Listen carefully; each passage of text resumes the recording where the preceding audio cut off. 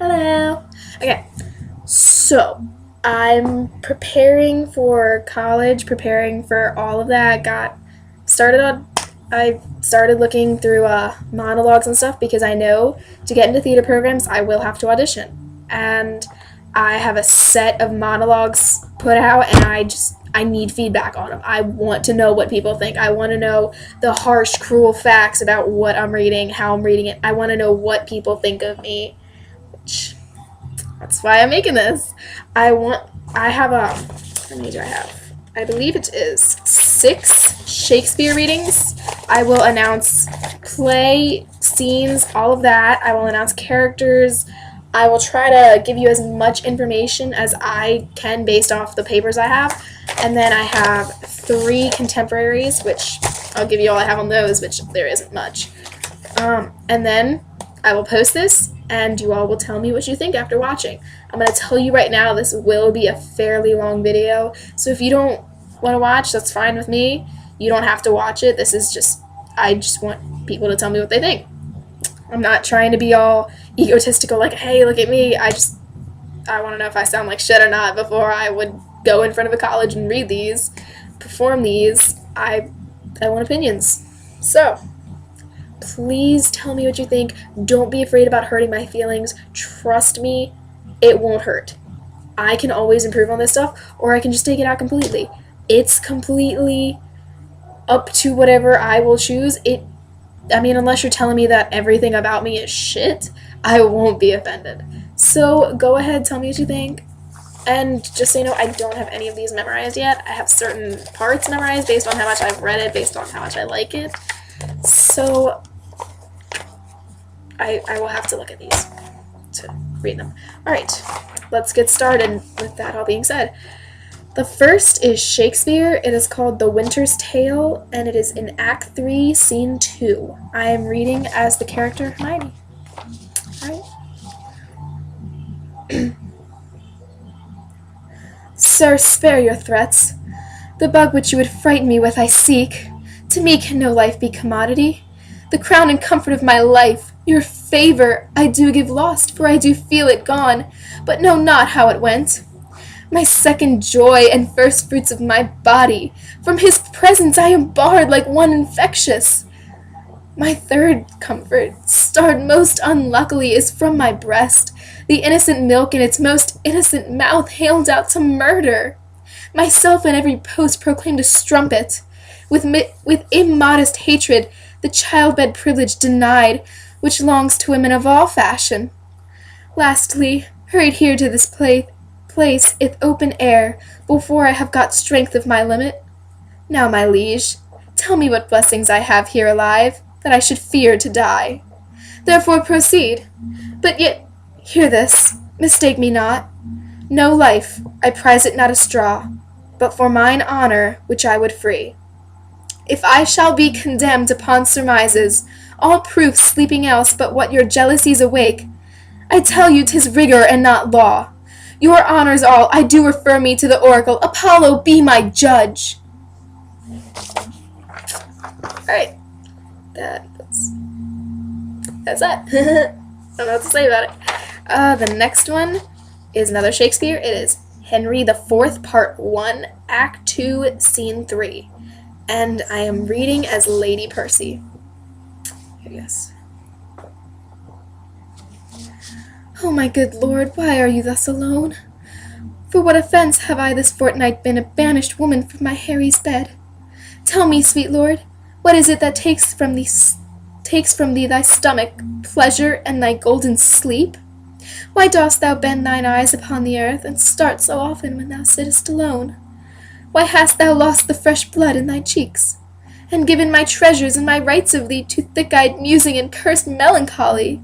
In thy faint slumbers I by thee have watched, and heard thee murmur tales of iron wars. Speak terms of manage to thy bounding steed, cry courage to the field!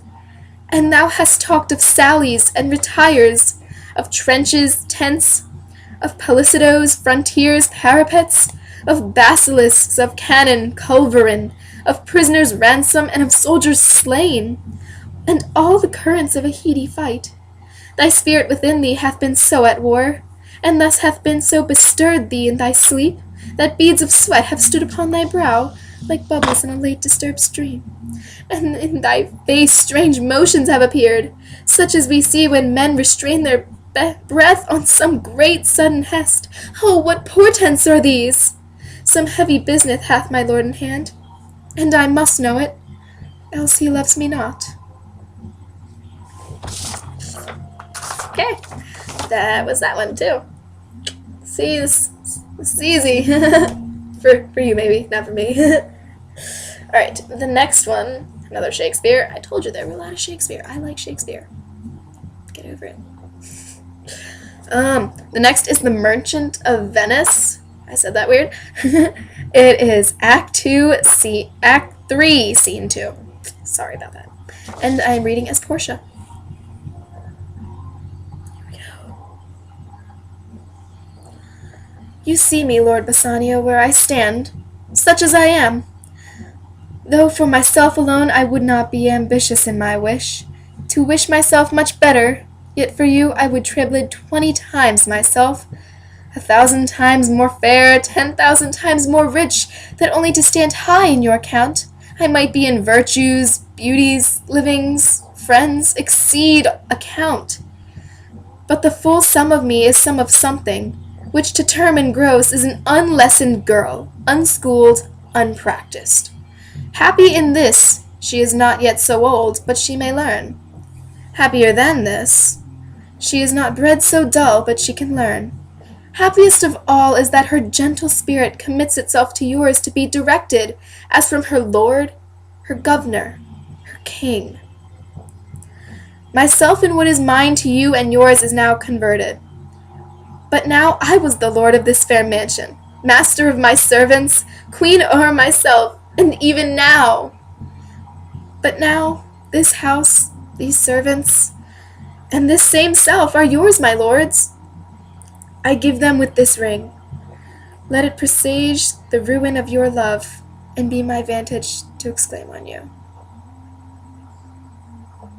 Oh, I missed a line there. That happens. I kept going. You just gotta keep going. Alright. That one came out a little bad. It's okay. Always get better. I'm really weird right now. I'm sorry. I'm just hyper. I don't know. It instilled me to do this, so I'm thinking it's a good hyper. It's a productive hyper.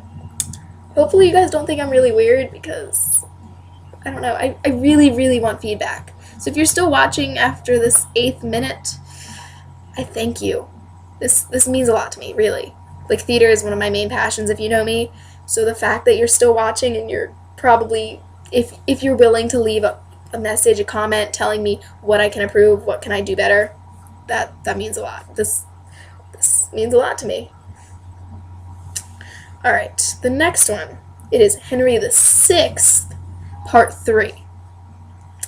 It is Act 1, Scene 4. And I am Queen Margaret. This one's really fun. It's complete different take than other characters I've done in the past. I usually get the very lighter side of characters. This past year I actually got to do my first darker character. It wasn't really darker, it was just a lot more complicated. If you want to know more about that, you can just ask me. But here is this. It is Queen Margaret. Brave warriors, Clifford and Northumberland, come, make him stand upon this molehill here. What? Was it you that would be England's king? Was't you that revelled in our Parliament, and made a preachment of your high descent?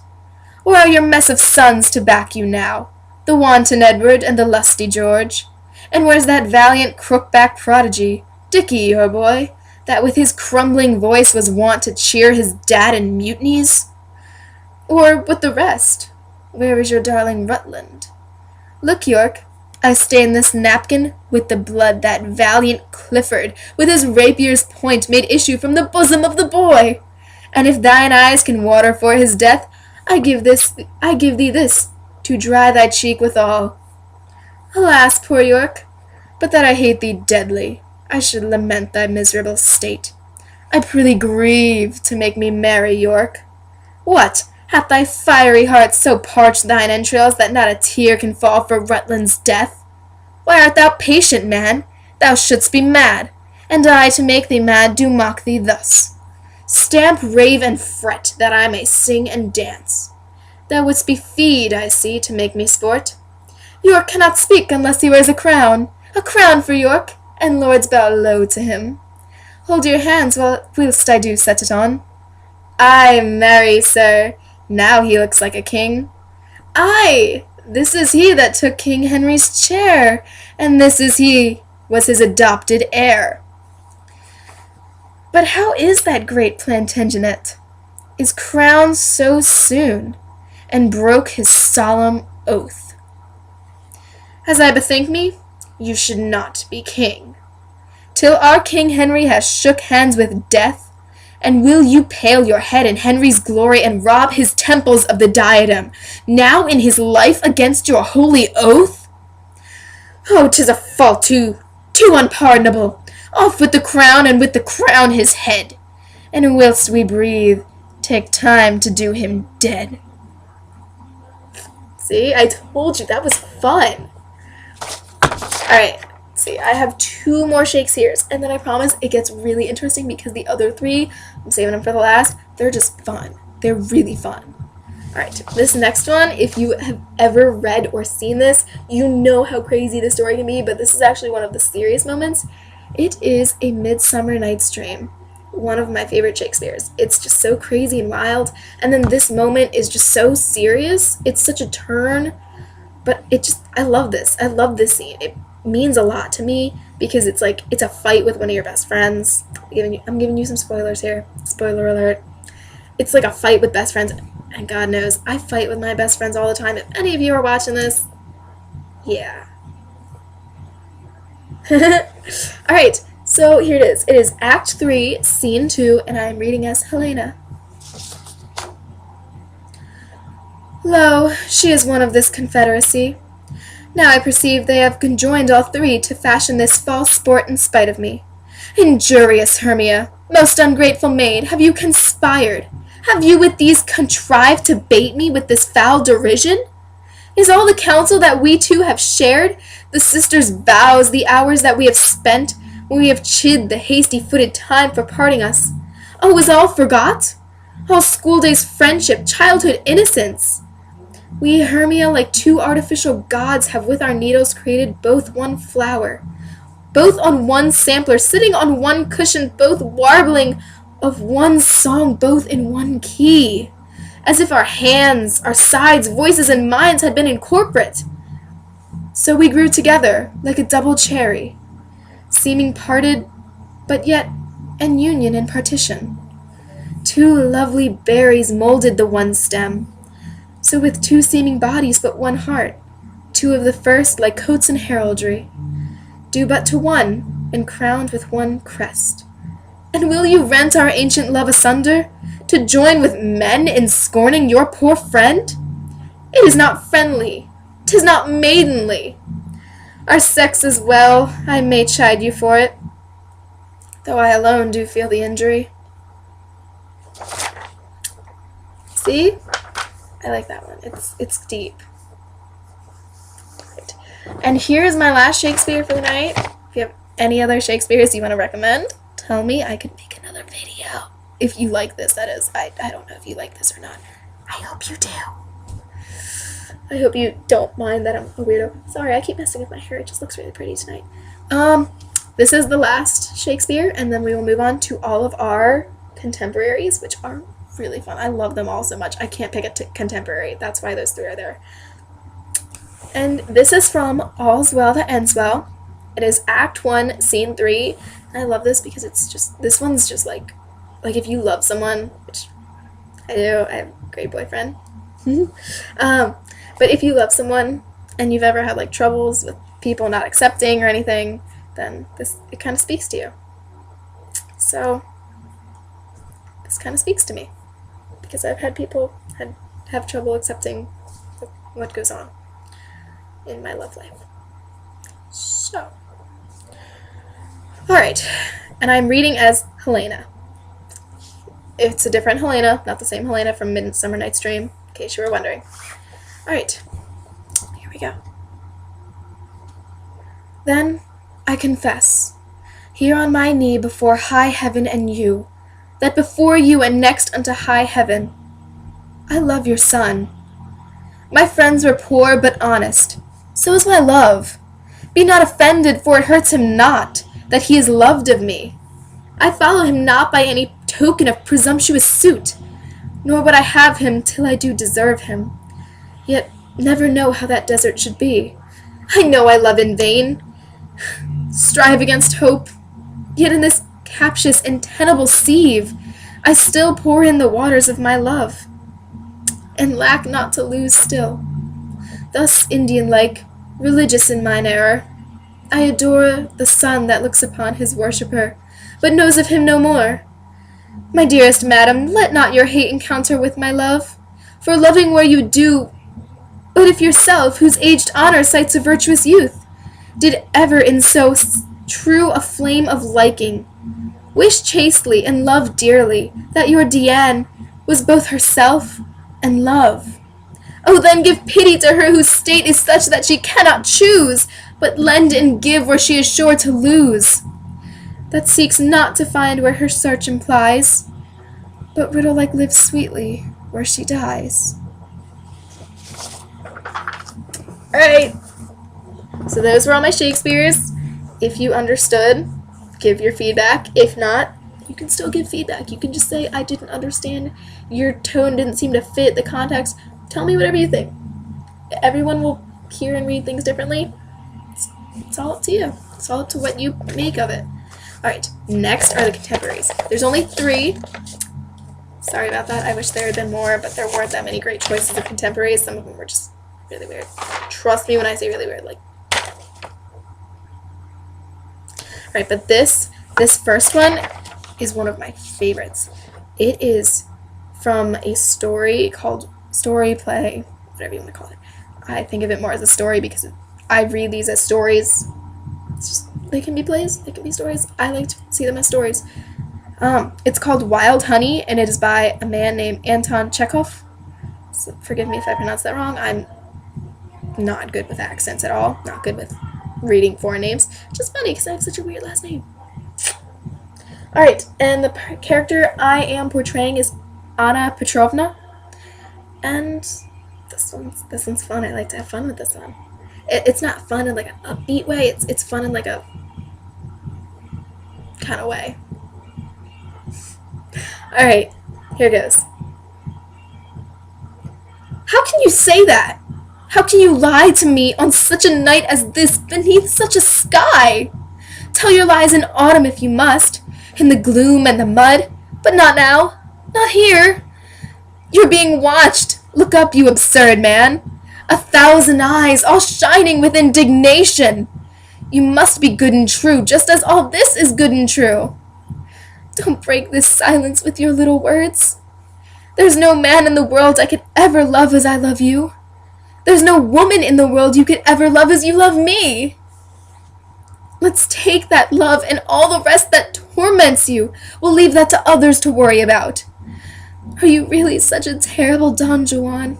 You look so handsome in the moonlight, such a solemn face. It is a woman who's come to call, not a wild animal. All right, if you really hate it all so much, I'll go away again. Is that what you want? I'll go away. Everything will be just as it was before. Yes? Idiot! Take it! Snatch it! Seize it! What more do you want? Smoke it to the end like a cigarette. Pinch it out. Tread it under your heel. Be human, you funny creature. A woman loves you. A woman you love. Fine summer weather. What could be simpler than that? You don't realize how hard life is for me. And yet what life is what I long for. Everything is alive. Nothing is ever still. We're surrounded by life. We must live too, Misha. Leave all the problems for tomorrow. Tonight, on this night of nights, we must simply live. I always have so much fun with that one. It's just fun. I Okay. Sorry, I'm weird. I'm sorry. This next one, I tried to look some of this up online because I didn't understand it. I got the tone and everything for this. I just don't understand the backstory. So forgive me if you know this and you think I'm reading it completely wrong. I've never heard this, but I love this monologue. But I know nothing about it. It is called Hate by Stephen Sewell, and the character I am reading as is called Celia. Give me a moment. There we go. Show me, Michael. Show me how to live. I know he's alive. I love him. I don't know how, but I do. I love his power and his strength. I love the clarity of his mind. I love his lack of pettiness, his drive. I love his vision, his unflinching gaze. I love his willpower. There's nothing I wouldn't do for him. I love him. If he's so mad, so's the world. I want it, Michael. I want its fury to possess me. I'm worth nothing. I'm a lie. I never loved Jeffrey. I can see that now. All it ever was just one more battle with Father. As soon as I had him, I could see everything Dad had said was true. He was a fool. He was a coward. He was everything Father wasn't, and I hated him. I hated him so much I'd find myself daydreaming he'd been killed in a car accident. Stabbed, bashed. I wanted him dead. And then he just slipped away. Somehow slipped out of my consciousness. And I forgot he even existed. One day I found myself in bed with another man, and I felt nothing. No remorse. Just empty. The sheets of this bed and the stranger next to me, touching me as if he owned me. Who was he? The first man? The 10th? How many men had I slept with? Who were they? Where did these men come from? What do they want? I hated him. He was inside me, and I hated him. In my thoughts, in my dreams, even the way I held a teacup reminded me of him. And then I realized there was nothing I could do, nothing I could be to ever get away from him. Look at him. Look at him through the window. His dark land, his anger. Look at how he scoured his soul, razed it to the ground and scorched it, possessed it like an animal, ridden it until it screamed in anguish. I love him. I like that one too. Alright, ladies and gentlemen, this is my last one for the night. Sorry if you were starting to get attached. This is it. This little story. This one is nice. It's about a performer like myself. So I can really relate to this one. When I read it, I get so in it. I'm in the zone in this one. So, it is called The Libertine by Stephen Jeffries. If you know it, congrats. I don't. But the character I am reading as is Elizabeth, and this is just great. And if you think I'm reading it wrong, tell me. Give me your opinion. This is how I perceive the story to be. So, if you think I'm doing it wrong, if you think I can do it better in a different way, tell me. Give me your input. Give me your input on any of these. I will not be offended. I promise. I will probably take it to heart and improve on it. So, without further ado, here is my finale for the night, The Libertine by Stephen Jeffries. You have no understanding, do you? You've comprehended just that I am tired of being your mistress, and your solution is to conscript me into being your wife. It is not a mistress I am tired of, John. I am tired of you. I do not wish to be your wife. I do not wish to be anybody's wife. I wish to continue being the creature that I am. I am no Nell Gwyn. I will not give up the stage as soon as a king or a lord has seen me on it, and wishing me to be his and his alone, will then pay a fortune to keep me off it. I am not the sparrow you picked up in the roadside, my love. London walks into this theater to see me. Not George's play, nor Betterton. They want me, and they want me over and over again. And when people desire you in such a manner, then you can envisage a steady river of gold lapping at your doorstep, not a £5 here or there for pity or bed favors, not a noble's ransom for holding you hostage from the thing you love, but a lifetime of money amassed through your own endeavors. That is riches. Leave this gaudy, gilded stage. You're right. This stage is gilded. It is gilded with my future earnings, and I will not trade those for a dependency on you. I will not swap my certain glory for your undependable love. And that's it. There you have it. All of my monologues. You have been through it all. It has been a long 25 minutes of me talking to myself. Hopefully not. Hopefully someone's watching this. If not, then this is really, really sad. So, without further ado, it is your turn, dear people watching this. If you are, please be. Alright, I want your opinions. I want you to tell me what you thought of all this. You can tell me. You can tell me that you thought my tones were wrong. You can tell me that I had some errors, because I know I did. I can admit, I had a lot of errors in there. I missed a couple lines. That's bad. So, thank you all for watching, and I look forward to hearing back from you all.